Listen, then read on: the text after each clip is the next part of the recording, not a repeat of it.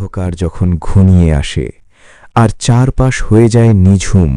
শুনেছ কি, উত্তরের অন্ধকারে লুকিয়ে আছে রক্তের ছায়া। যেখানে রাত আসে ভয় ঘুমায় না। আজ রাতের গল্পটা তোমার হৃদয় কেঁপে দেবে। শহরের প্রান্তে এক পুরনো ভাঙা বাড়ি। স্থানীয়দের কাছে এটি পরিচিত হরিণচাপড়ি বাড়ি নামে। বলার মতো একটি রহস্যময় ইতিহাস আছে। প্রায় ২০০ বছর আগে এই বাড়ির মালিক ছিলেন এক ধনাঢ্যই জমিদার, যার নাম আলী হোসেন। আলী হোসেন খুবই রহস্যময় এবং একচেটিয়া মানুষ ছিলেন। তিনি ভয়ঙ্কর কাহিনীতে বিশ্বাস করতেন, বিশেষ করে জিন এবং প্রাচীন প্রার্থনার। একদিন তিনি শহর থেকে অদ্ভুত এক আসন কিনে আনলেন, যেটি বলা হয়েছিল জিনের আসন। এর কারিগরি বিশেষত্ব জানত কেউ না। তবে সময়ের সঙ্গে লোকেরা লক্ষ্য করল, যারা এই আসনে বসে তারা হঠাৎ অদ্ভুত আচরণ করতে শুরু করে। কেউ রাতের অন্ধকারে হঠাৎ হাসে, কেউ চুপচাপ কোথাও হারিয়ে যায়। বছরের পর বছর এই আসনটি বহু প্রজন্ম ধরে স্থানীয়দের আতঙ্কের কারণ হয়ে থাকে। কিছু লোক বলেছে আসনটি কোনো নির্দিষ্ট গোত্রের জিনকে ধরে রাখে, যা কালরাত্রি জিন নামে পরিচিত। কালরাত্রি জিন এক প্রাচীন গোত্রের, যারা মানুষকে পরীক্ষা করে। তাদের নীতি অনুযায়ী তারা ভয়ের শক্তিকে নিজেদের শক্তিতে পরিণত করে। আমাদের নায়ক আরিফ শহরের বাইরে একটি নতুন চাকরির জন্য এসেছে। কৌতূহলী এবং রহস্যপ্রেমী। ভয়, রহস্য এবং অদ্ভুত ঘটনায় তার মনোযোগ দ্রুত আকৃষ্ট হয়। জিনের আসন, কালো প্রাচীন কাঠের খোদাই করা অদ্ভুত চিহ্ন সহ। যারা বসে তারা যেন নিজের ভয় ও অতীত স্মৃতিতে আটকে যায়। আসনটি এক ধরনের দ্বিতীয় জগতের দরজা, যেখানে জিন এবং ছায়ামূর্তি বাস করে। এক সন্ধ্যায় আরিফ শহরের পুরনো অংশে চলে আসে। গাছ আর অন্ধকারের ছায়ায় ঢাকা বাড়ি যেন কুয়াশার মধ্যে হারিয়ে গেছে। বাড়িতে ঢুকতেই চোখে পড়ল সেই জিনের আসন, যা আজও অদ্ভুতভাবে ভয়ঙ্কর। হঠাৎ একটি ফিসফিস শব্দ, কেমন যেন এসো, বসো। আরিফ প্রথমে ভয় পেল, কিন্তু কৌতূহল তাকে আকৃষ্ট করল। হালকা বাতাসের সঙ্গে আসনের চারপাশে ধোঁয়া উঠতে শুরু করল। আরিফের প্রতিটি শ্বাস মনে হচ্ছিল কেউ তার ভয়ে পড়ছে। আসনের পেছনের খোদাইগুলো দেখার সঙ্গে সঙ্গে আরিফ অনুভব করল প্রাচীন ইতিহাস তার সামনে জীবন্ত হয়ে উঠছে। সে দেখতে পেল এক ধনাঢ্যই জমিদারের কাহিনী, যারা এই আসনের মাধ্যমে কালরাত্রি জিনকে আনা হতো।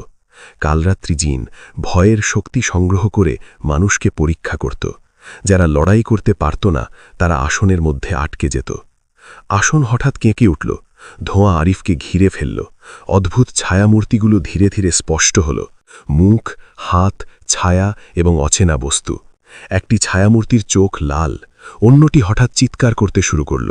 আরিফের হৃদয়ের রক্তের মতো দ্রুত পাম্প করছিল।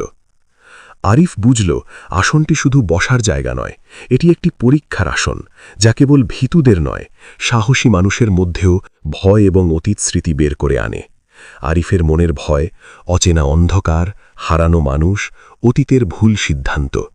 আর আসন এই সব ভয়কে জিনের শক্তিতে রূপান্তরিত করছে।